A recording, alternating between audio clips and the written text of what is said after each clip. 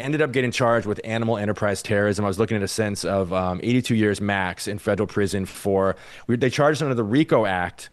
And so we were originally charged with extortion and then another crime called animal enterprise terrorism. So once I saw that I was looking at 82 years, we didn't get caught in the act. We were indicted in our absence. So we decided to hit the road, become fugitive. So I was a fugitive for 7.5 years.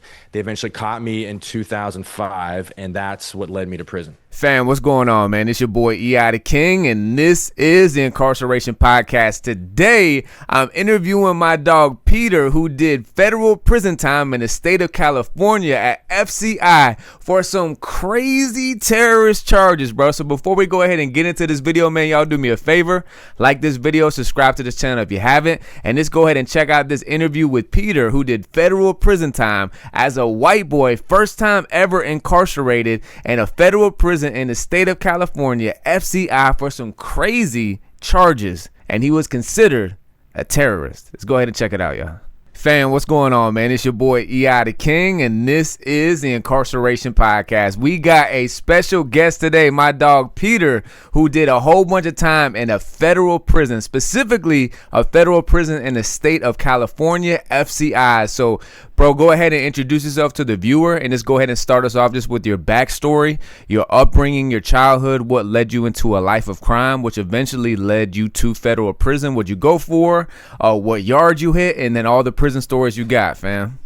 Yeah, man. All right, let's go. So my name is Peter Young. I was the first person charged with a crime called animal enterprise terrorism for releasing mink from fur farms. So I was actually in prison, in the federal prison, as a convicted terrorist. So we'll get to that. But leading up to that, I come from a pretty middle-class background. My dad always had a taste for neighborhoods that we couldn't really afford. So I was always like the poorest kid in some very wealthy, public schools.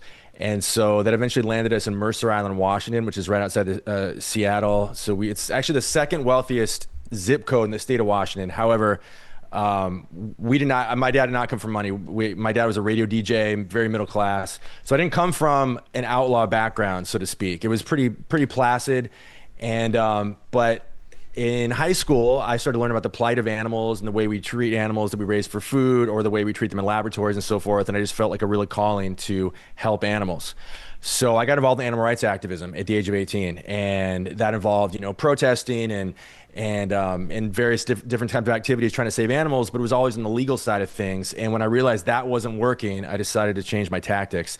And so a friend and I got together. We engaged in a whole campaign around the Seattle area of like smashing out butcher store windows and breaking into slaughterhouses and all these different things. And eventually we decided, we need to kind of up our game a little bit and become like real gangsters for the animals. So we hit the road.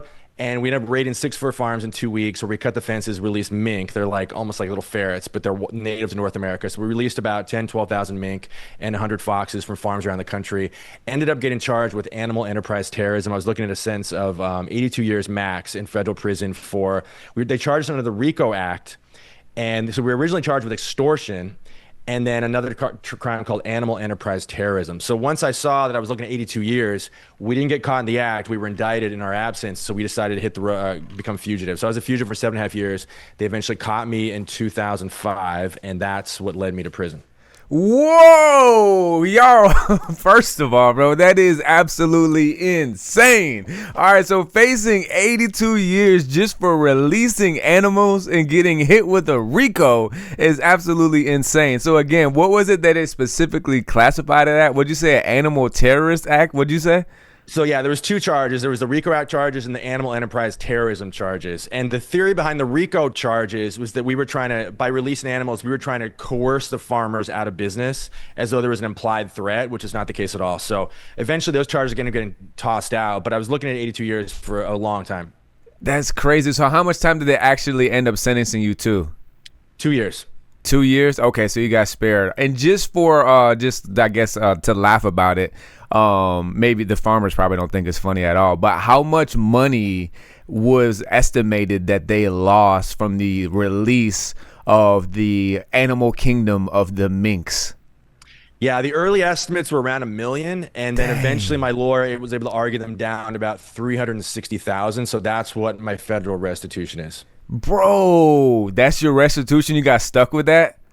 Yep. Oh my gosh. All right, let's go ahead and get into the prison stories, bro. That's absolutely insane. Real quick side note, you know what's funny, right? In the chain gang, obviously, like paperwork is a thing, you know, as far as like what are you in here for and things like that. So in Florida, like we don't necessarily move like that. It's more so like obviously the gangs kind of patrol it, you know what I mean? So when people like kind of get exposed, if they got bad paperwork, they got some funny charges, they more so don't get ran off the yard, they just get extorted.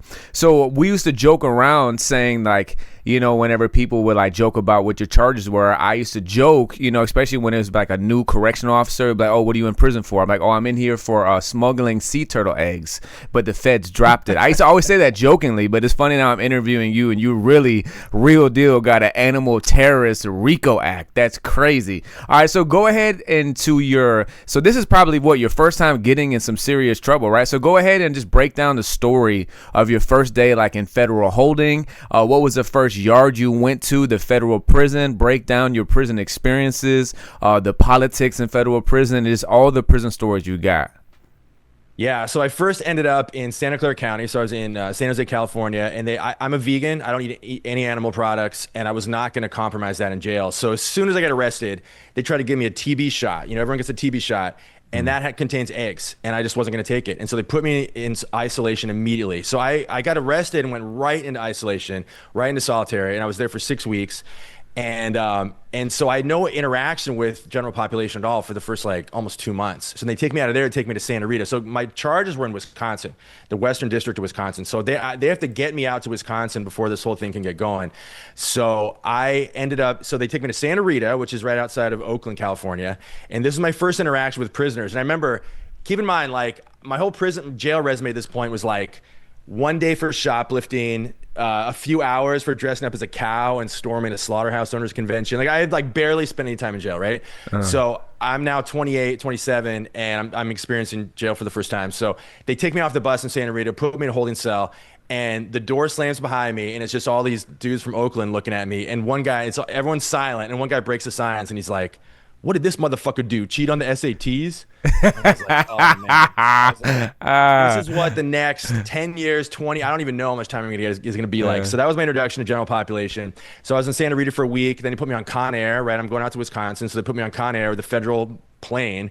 And they put me in there's like 3 guys in every plane that has a black box that goes over the cuffs. Someone that's deemed so high risk, they have to have this black box. And so like, I'm the one of like 3 guys in the plane with a black box. Everyone's looking at me like, what the hell did this guy do? And I'm realizing for the first time that having a terrorism charge is going to really affect the conditions of my incarceration. So they take me to Oklahoma City Federal Transit Center. Hey, sorry to cut you off. I just don't want to miss this. Can you paint the picture of what Con Air was like? Was it really like the movie for the viewers who are curious? Yeah, the plane pulls you right. I think they have their own. They might have their own. It's somewhere right next to the Santa Rita facility in outside of Oakland, Dublin, California. So they take a real short distance, put you on a plane. Yeah, they line everyone up on the tarmac, and everyone's like cuffed to the hands and the legs. And I got this whole big thing over my hands, and they just move everyone on the plane, and you sit there, and we're tiled commercial airliner, so like it's just like a commercial flight like you would take, but it's just full of prisoners. No cages on there. Marshals. Yeah. There's no cages on the plane. No cages. Not that I saw. Okay. All right. So keep going, though. So that goes to Oklahoma, and the federal what is it called? Federal holding facility is like in the airport in Oklahoma. I'm there for a week. I'm meeting other federal prisoners for the first time, and I'm kind of learning the ropes. People are like teaching me stuff. I remember I had a guy who told me, he's like, you need to give yourself a nickname because once you hit the yard, he said, your crime is going to be an asset to you, but you have to lean into it. You can't hide from it. It's like, so when you hit the yard, when you get sentenced to federal prison, if that happens, I remember him telling me, he said, give yourself a nickname like Peter the Mink Man or something so that you can just lead with what you're in for. And that's going to make your time go a lot easier. So I got a lot of advice from guys, and I'm still kind of like just taking notes. I'm like, I need to absorb as much as I can. So then they send me to MCC Chicago. And I remember the intake guy sits me down. He's like, this is the guy who's trying to figure out what gang you're in, right? So I'm just me looking like me. And he's like, are you a member of any gangs? And I said, no. And he's like, I'm thinking this would be the easiest interview in the world. And he's like, because I'm looking at your paperwork and it seems like you're a part of a gang. And I'm like, what do you see there? And he's like, you're a part of this like animal gang. There's like a vegan gang. Like and PETA? I was like, dude, eating vegetables is not a gang. And he's like, all right. And so anyway, I got out of that. I get into MCC Chicago. I didn't know how long I was going to be there. They're taking me out to Madison, so I'm there for like probably a month, and I had a lot of weird stuff happen there. I remember. So you had another guest who said this exact same thing, and I know it's true because it happened to me. Once you get off the elevator, all of the guys line up on the tier and they start whistling at you like, "Hey, we got some fresh meat." And I remember thinking like, "Oh man, like this is just like the movies." And it turns out they're just doing a parody of what they see in the movies. It's not serious, but they're trying to intimidate you. But anyway, so I had that happen, and then the guys that are trying to feel me out, I'm not sure how to acclimate myself. It's a foreign environment to me, a foreign culture. So I remember some guys were trying to feel me out, so they played chess with me. And I could tell I was being watched. Like everyone gathered around to watch the new guy play chess because they're trying to figure out what I was about. And I remember the guy, we finished the chess game and I got beat, and the guy puts his fist out. And this is 2005, where like the fist bumping thing like was just starting to percolate to the mainstream, but it wasn't quite there yet. So I didn't know what he was doing. He puts his fist out, and I'm just like, and everyone's watching me, and I'm like, I know I'm being tested. I'm like, and I do that, and the whole room just busts out laughing, like, oh, this nerd. So anyway, so I had to deal with a lot of that kind of stuff, and then I get taken to Dane County Jail in Madison, Wisconsin, and that was a whole other thing. So I ended up. I remember I got in this big fight with right when I got off the bus, they take me into to get my mugshot taken. I knew this was going to be like in the newspapers, and I wanted to be a good mugshot, and they wouldn't let me smile in the mugshot. So I'm just like in the standoff, like I'm not going to let this go because this is a high stakes thing. Where like there's a photo that might trail me for the rest of my life, so I want it to look good. And she wouldn't let me smile, so we got in this big standoff, and then she eventually caught me in a moment where I wasn't smiling. And so it was this whole thing. So I get to this jail, and it's a pretty nice spot. It's like a dorm setup. And some stuff starts to go sideways pretty quickly. First of all, they put an informant on me immediately. I think people watching this might be thinking, well, why are they, it might be confusing why they would take someone who's releasing minks so seriously. But you have to understand they consider this terrorism, and also this is only a few years after 9/11. So this was considered like, in the terms of the political climate, this was considered like a very high stakes case, and a very high profile case at the time. So they were really treating me with like a extra amount of attention. So they put an informant on me almost immediately. There was a guy who I later found out was working for the feds, who was, he was in for like some drug crime, but he tried to get information out of me. It was very obvious what he was doing. So I realized like, wow, I have no friends in here. Like I don't, I have to really keep my guard up. Because they were. Let me interject real quick. Sorry to cut you off. Did you pick up by yourself that he was working with the feds, or was it known in the pod that this guy is the police? No, I picked it up myself because he had asked a question that only I would have known they were interested in answering. They were trying to figure out what I was doing to support myself while I was a fugitive. And they were also trying to figure out where my co-defendant was because he had snitched on me, but he was obligated to show up in trial. And so this guy corners me and he's like, "Hey man, so what did you do?" And he's asking me the questions I already knew they were trying to get out of me, right? So, that's how I knew. Okay. So in any case, I was getting a lot of mail because I had support from animal rights activists around the world, and I was getting a ton of mail. And one day they pull me out of the pod and they stick me in the old jail. And I'd heard horror stories about the old jail. This was across the street. And this is where they put everyone that got in trouble on the side of the jail that I was on. And I come to find out they alleged that someone had mailed me what they called escape plans, which I didn't solicit. I don't even know if they were escape plans. I don't know anything. But they deemed me a risk at that point, so they put me in the old jail. And that was the old side of the jail was just a bunch of people that came up from Chicago to Madison and got in trouble, or people that got in fights on the other side. So it was like a totally different environment over there. So now I was in with some real gangsters. So all right, let me slow you down real quick. So you had a huge, major support probably from the animal activist community, huh? Yeah. In fact, when I landed in Madison, I was in a very privileged position where it wasn't just people that knew me, people that just knew of me and supported what I did. But from the moment I landed in Madison, I had money on my books. I had a lawyer retainer covered. Like everything was just set up. So I was really, really privileged that I just had people around the world supporting and donating money for my case. So it's kind of an unusual situation. So I also got lots of mail too, and unsolicited mail from people I didn't know, and that's what led me to the old side of the jail. That's fire. So before you continue with the prison stuff, last question about the animal activist community. Are you still like a celebrity in that community? I mean, I wouldn't put it that way. A celebrity I think of as like somebody that's just known for dancing on a stage. You're like a hero in a sense to the community because people know of me, and I think I hopefully I've earned the respect of people in the animal rights community. Yes. Dang, that's fire. All right, so keep going with the prison stories, dog. My bad. So I mean, there's a lot I could talk about, but I eventually ended up pleading guilty to 2 years. They started offering me plea bargains to inform. One was when I was looking at 12. They said the sentencing guidelines put me at a minimum of 12 years. So they said, we're going to offer you 3 if you become an informant for us. I said no. Then once my felonies got dismissed, which is we probably don't have time for that, but it's a whole legal thing. But anyway, I got my felonies dismissed because the legal theory behind the extortion charges got undermined by a Supreme Court ruling just a couple years before I got arrested. So they had to drop those we filed a motion, those got dismissed. And now I was looking at two years in prison on the animal enterprise terrorism charges. And they offered me another plea deal, they asked me to name everyone who had harbored me while I was a fugitive. They wanted to go and indict people for harboring a fugitive. And I turned that down. They offered me 1 year if I'd give them names. I turned that down. So I ended up getting maxed out at 2 years and sent to federal prison. So they moved me. My points were really low. I should have gone right to a camp. Everyone told me I was going right to a camp. Federal camp, no fence, super chill, right? They call it Club Fed. So I get to Portage, Wisconsin, which is where they kind of designate people before they ship you out. And I find out that I am going to FCI Victor. Well, they don't tell me where. I'm going to an FCI, which is 2 levels above where I thought I was going. Not FCI low. I'm going to FCI medium. 2 levels above what I thought. What ended up happening is they dug up some old charge where I got arrested for, quote, rioting, which was essentially just me participating in a protest at a primate research center in California. But the word riot is very sensitive in a correctional environment, as you can imagine. So they took that as being like a real red flag. So they bumped my points up, and they shipped me to FCI Victorville 2. So that's where I ended up doing the rest of my time was, the average sentence there was like, I think a CO told me at the time it was like 19 years or something. It was like a lot of people doing a lot of time. And at that time, I only had about 13 months left on my sentence.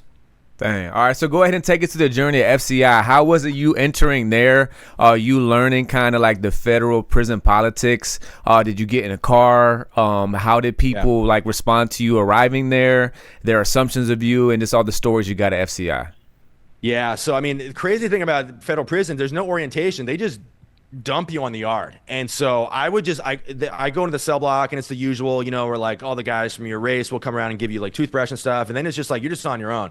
So I'm just looking around. I would just see people just like moving a certain direction out a door, and I would just follow them because I had no idea what was going on. So what I learned very quickly is that I was in for a weird crime. So in federal prison, it's just like, there's like the same 5 crimes you see over and over and over again, right? So if you're in there for an exotic crime, you better be able to back it up, because if people hear something they don't understand, they just assume it's like child porn or something, right? So I had to learn very quickly, like I need to be able to like back up what my crime is. So because I landed on the yard and I was like, yeah, so I'm an animal rights. I had this whole long-winded story when I should have just said I'm in for releasing mink and just like let people ask me questions. But the more you talk, the more it looks weird, right? So I learned that very quickly. So I started making tons of mistakes, right? Right out the gate. Like I remember I was probably a week in, and the shot callers for the white guys, there was actually 2 of them, and they were both in my cell block. And these are the guys who can make or break you. If they don't like you, you're screwed. If they like you, you're good, right? So I had a magazine that got sent into jail that had an interview with me in it. It was an animal rights magazine. And one of the shot callers took it from me, and he starts reading it to the whole cell block, like this interview with me. And I said, hey, man, could you not read that interview with me to the whole cell block?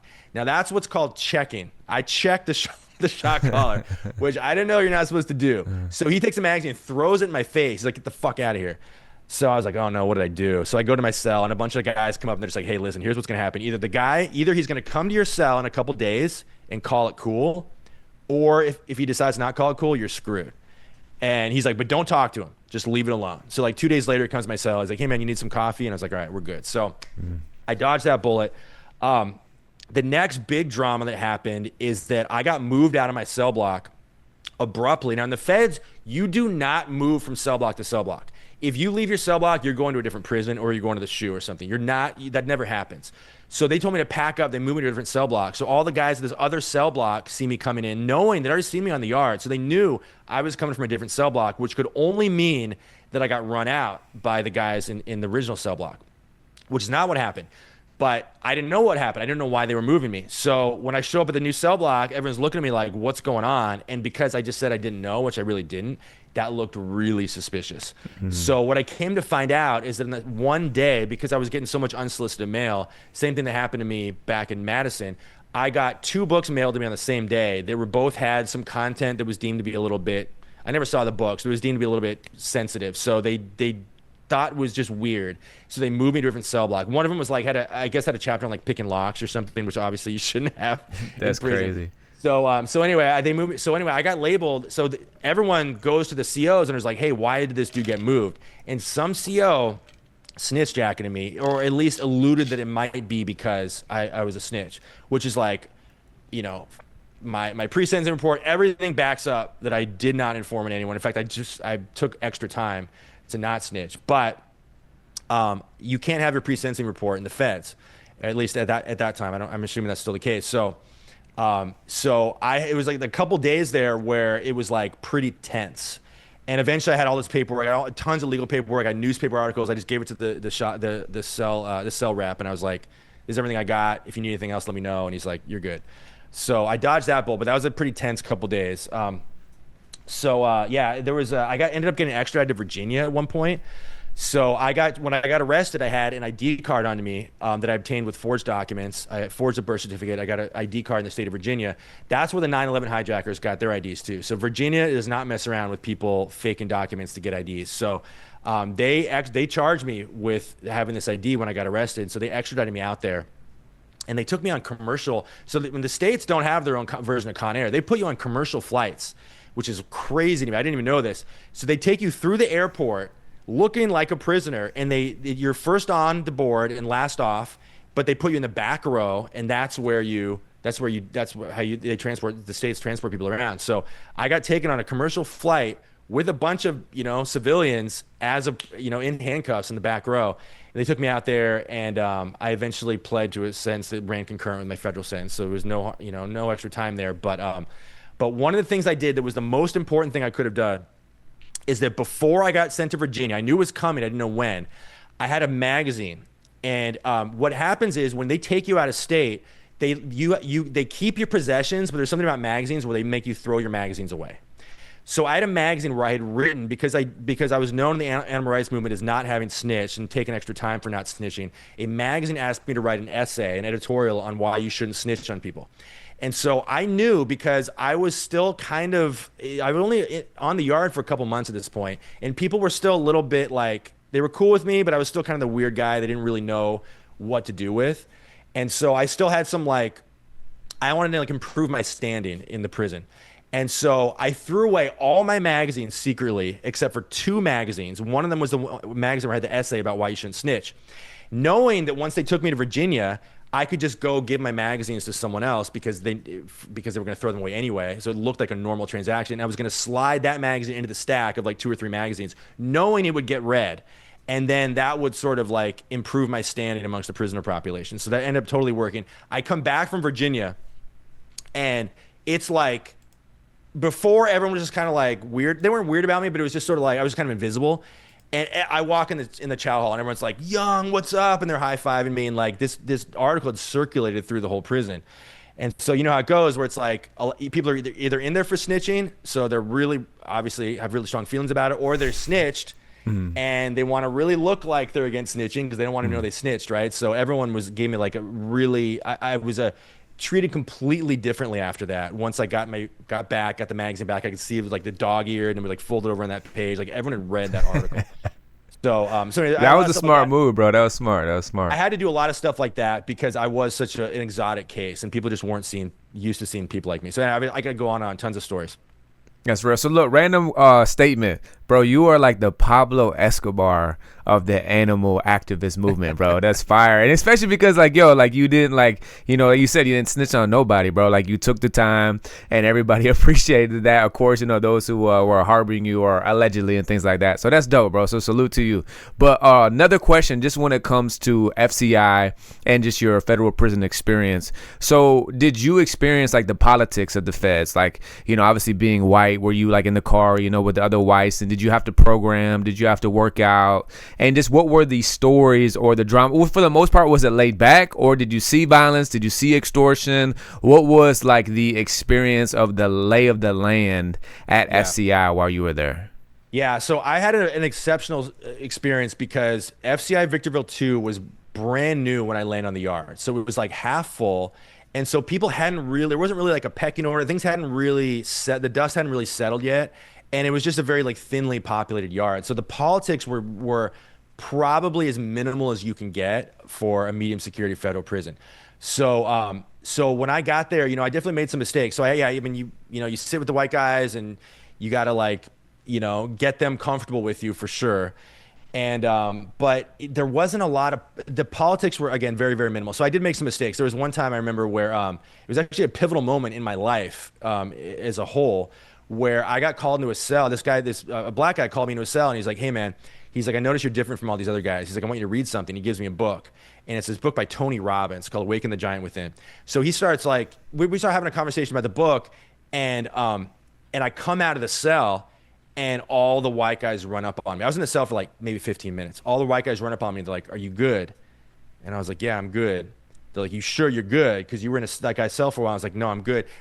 What I didn't really know at the time is that if someone is going to the point where like they're trying to like question your behavior, like you're like this far from a fight. Like they're not saying, they're not asking me if I'm good. They're letting me know like don't ever do that again. Like you don't spend time in a black guy. I mean, this is just the politics, right?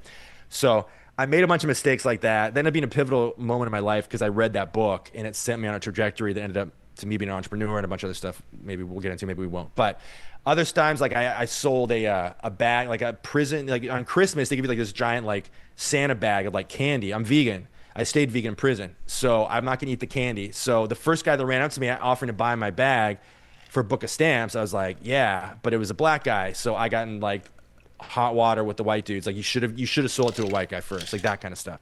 So I dealt with that quite a bit. But I think the way I was able to leverage the mail that I got I got like a ton of, like I said, a ton of mail, a ton of visitors.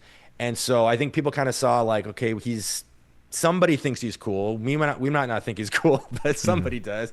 So like that went a long way, I think, towards people being cool with me in there. That's real. I'm sure they looked at you like he's like a celebrity somehow. You're getting all this fan mail every day. And it's probably way before they had, what years was this when you was in Feds at FCI? 2005, 2007. Oh, so this is way back then, yeah. So they definitely had no tablets. So you guys are having mail call every day whenever they're hearing your name get called out every single day for mail, probably gang loads of mail. So that's definitely a good look. So when it comes apart from you, when it comes to your experience there, what are some crazy stories or experiences that you had? They're not necessarily you, but that you saw maybe other people experience. Did you see like extortion? Did you see stabbings? Did you see violence? What are other stories that really stick out to you during your 2-year stay at FCI? Man, I mean, I saw 2 fights the entire 2 years, and neither of them were in prison. They were both in county. So I did not see anything like that. And I think that's an exceptional. And I was next door to Victorville 1, where I hear there's lots of fights and stabbings all the time. So I think I just landed on a good yard because it was so new. So I got spared a lot of that stuff. There was definitely like a significant number of like minor tensions I experienced with other prisoners that were just about me specifically, not so much things I was witnessing on the yard. But I mean, again, I didn't see a fight. I didn't see any extortions. I mean, I remember I left like my radio in the yard for 8 hours and I came back. It was like right where I left it. Like it was a pretty chill spot. So, but I did get into a lot of like, there was one time where, kind of going back to the politics thing, a lot of the white guys, they want to know like, what's your ethnic makeup? And all the guys in there know their genealogy. They know I'm half German, I'm this, everyone knows.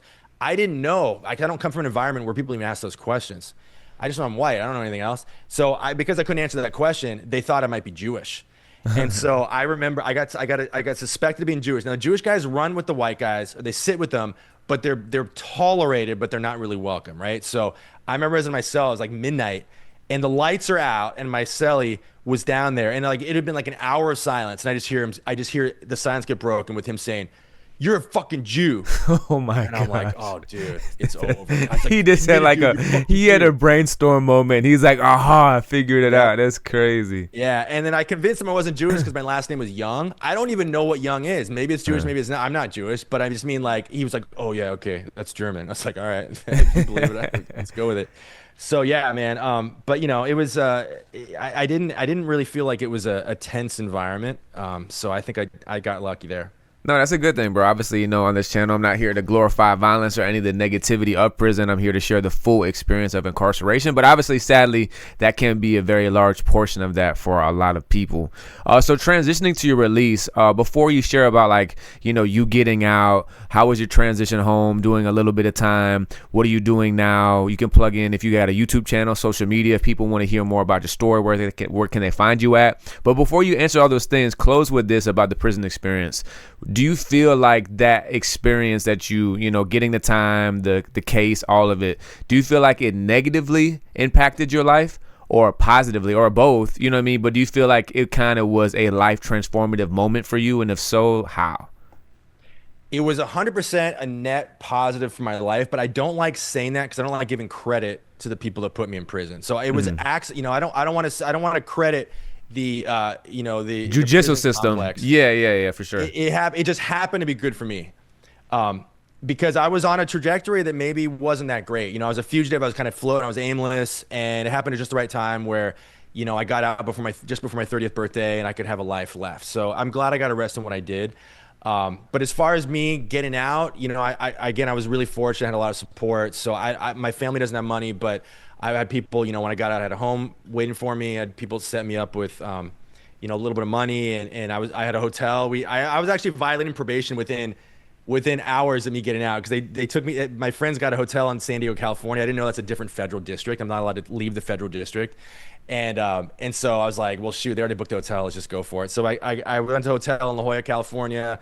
And then I had to kind of get my life together. And, I spent a couple years doing speaking tours at universities and things like that. And eventually I decided, this is where it goes back to the Anthony Robbins book. I want to shout out Luxury Jones. That's his hip hop name. The guy that called me into his cell that one day. He's a SoundCloud rapper now. He doesn't even know this story. But when he gave me that book, that ended up being like the domino that kind of had a cascading effect that led to me being an entrepreneur, that Tony Robbins book. But I read that, and it just totally changed my life. So I ended up, we don't have time for all of it. Basically, after a few years, I kind of was like, I have to get myself together. So I decided to do the most absurd thing possible, which is I had no money. I had nothing at this point. I was like 35 and I was destitute. And I decided to start a software business just because it was a Hail Mary move, because I had nothing to lose. And I started a software business just by cobbling together some money from reselling books from dumpsters. And it ended up doing really well. And I went from destitute to doing 30 grand a month, 40 grand a month, 50 grand a month. I eventually sold that business for several $1 million and retired after a few years. So it's a happy ending for me. That's a dope comeback story right there, bro. That's beautiful, man. Praise God, dog. So real quick, you mentioned something about going around speaking. So getting out, and still today, or when you were talking about speaking, are those were animal activist communities that you were going to speak at, and you were speaking about animal rights and things like that? And do you still do that? I don't do it as much anymore. I still do it sometimes, but yes. So I'd speak to kind of most 3 or 4 different types of groups. So it'd be student groups at universities that were explicitly animal rights groups. I'd speak at law schools a lot because I had an exotic legal case, so people wanted to hear about that. And then I would speak at civil liberties events and student groups, the ACLU and kind of thing. People like that would have me out just because it was just so absurd. I got charged as a terrorist for freeing animals. Even if it ended up only being 2 years, it could have been a lot more, and they wanted to put me away for a lot more. So I had some appeal at different types of organizations. All right, so fam, if people want to hear more about your story, do you have a YouTube channel, social media where people can find you at? I would say just go to peteryoung.me and you can read a little bit about me. You can link to my Instagram and things like that. I also have a book out. It's called The Militant Unemployment Experiment. It's just about all the journey my life has taken me when I decided not to ever have a job again. Everything from being a fugitive, I talk about prison in there, and then my entrepreneurial path after that. And so you can link to that book from peteryoung.me as well. Fire. Can you spell that out for them real quick too? The website? The website? Yeah, it's PETERYOUNG.me. Fire. So once again, y'all, listen, I hands down think that this was probably the most unique prison story we have gotten so far. I definitely was enjoying the entirety of your story, Peter, bro. Thank you. So, man, y'all go ahead and check out, man, Peter's website. Check out his book. Go check out his Instagram, all the social medias, man. Y'all go ahead and check it out. And, Peter, once again, bro, I greatly appreciate you for sharing your story. And, again, bro, congrats on the huge success after getting out. And just any closing thoughts, especially whenever it comes to you obviously not per se like coming from like an extreme background of crime, but you experiencing federal prison. When it comes to people in society who may view men and women incarcerated as like the scum of society and things like that, you going there and seeing, otherwise, as far as your perspective, what would be your challenge to that type of thinking? You know what I mean? As far as like people who have a negative view of people who are incarcerated. Yeah, that kind of ignorance will always go away with enough information. And, when you hear people's stories, you realize you're not getting the full story when you just read the headlines. So I would encourage people to be very open-minded when you hear about somebody who went to prison, and just keep in mind that it could happen to any of us. That's real. I remember I was going to ask now, bro. Did you ever end up getting your charges expunged and sealed off your record and all that? Oh, no, never. So are you still like labeled a terrorist? I can barely fly. I'm on the TSA list. The cops. Are you serious? Over. It's a whole thing. Yeah. So can you fly? Barely. It takes me. I have to show about 3 or 4 hours early for every flight. That's crazy. So they just pull you aside and they grill you with questions and all that? Yep. Dang, they're like, bro, you trafficking mink? Dog, that's crazy. Hey, Peter, once again, bro, I appreciate your time. Thank you so much for sharing your story. Again, y'all check out Peter's website. And again, bro, it's a pleasure and honor to have you on, G. Hey, thank you, man. All right, family, it's your boy EI the King, and this is the Incarceration Podcast. Family, this is probably one of the most unique and also pretty funny prison stories that I think we've ever heard on this channel. So y'all do me a favor, man. Go ahead and hit that hype button, bro, so this video can go viral. So that way people can see, man, that the whole penal system, the judicial system, bro, is jacked up. Bro is facing 82 years, man, just for releasing some animals from farms, bro, and going to federal prison. It's absolutely insane. So again, y'all do me a favor and hit that hype button. So look, fam, I also got an HBO style series on the full episode playlist. It's a chronological journey of my 12 years in prison. It's called The Incarceration. Season 1 has been out, but season 2 is just now coming out. But to access it, you have to become an all access member to this channel. And this is a preview clip of season 2 right here. They just called our names while we were standing in the orientation dorm. Everybody being assigned to their permanent housing on the pound. We're not officially new cocks anymore. We're about to hit the pound. General population. And as I shared before, of all the places to go, every dorm on the pound being medium custody. Not supposed to be housed with lifers, with some jits, other kids who will never get out, and they might die in prison if they don't want to appeal and have a second chance back in society. I'm not supposed to go anywhere around or be housed with people with such charges, crimes, at that amount of time. But just like always, with my luck, where am I going? The dungeon. So me and the 3 or 4 other guys, new cocks, they let us know we're going to K3, the dungeon. Waiting in the Sally Port. The rest of the new cocks, they all go out of the dorm and they're all standing outside waiting in their individual lines for what dorms they're going to. And also, if you didn't know, man, I am a rapper. My artist name is EI the King. You can find my music wherever you listen to your music at. Go to my artist YouTube channel, EI the King, to check out my music videos. Follow me on Instagram, EI the King, TikTok, EI the King Official, and family. I got 3 other YouTube channels. My official artist channel, EI the King. Go check out my music videos, real crime stories unlocked, and my newest channel, Low Budget Traveling, where I'm sharing with you, our fellow convicts and everyday average American, that it is possible for you and I to travel abroad abroad, internationally on a low budget. All the links are going to be at the end of this video. Go ahead and click those links. It's going to take you to my new channels. Subscribe, follow, check out the content. Is fire. And family, we're on the journey to 100,000 subs. Right now we're at 60K. I appreciate all the day one viewers and day one subscribers. If you have not yet subscribed, please go ahead and do so now. Y'all do me a favor, go ahead and like this video. And for all the convicts watching, man, if y'all done time in the county jail, state prison, federal prison, you want to share your incarcerated experiences, email me at eithekingbooking@gmail.com or DM me on Instagram at eitheking_. As I interview you, I'll post your interview up on this channel. If you got a YouTube channel, social media, whatever you want to promote, I like to promote it throughout the interview. And y'all stay tapped in for more fire content to continue to come your way. It's your boy, E.I. the King, and I'm out. Peace.